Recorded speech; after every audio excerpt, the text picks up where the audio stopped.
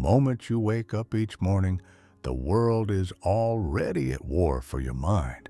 Not with bullets, not with armies, but with ideas, with distractions, with fear dressed up as comfort and excuses disguised as reason. Most people never realize this battle is happening. They wake up, reach for their phone, absorb someone else's agenda, and call it life. And slowly, quietly, their dreams are negotiated down into something manageable, something safe, something small. But understand this truth clearly. Success is not an accident. It is engineered.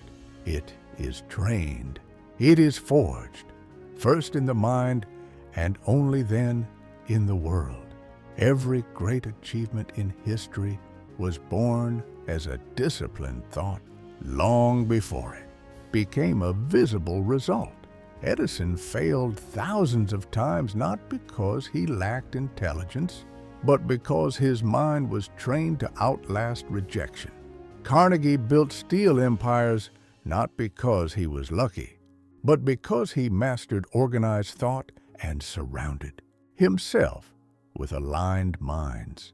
Lincoln lost elections, businesses, reputation, but he refused to surrender his internal authority.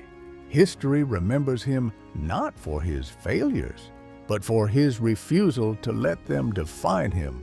This is where your journey begins, not with motivation, not with hype, but with mental training, because an untrained mind is the most dangerous enemy you will ever face. If you do not control your thoughts will control you. If you do not choose your beliefs, society will assign them.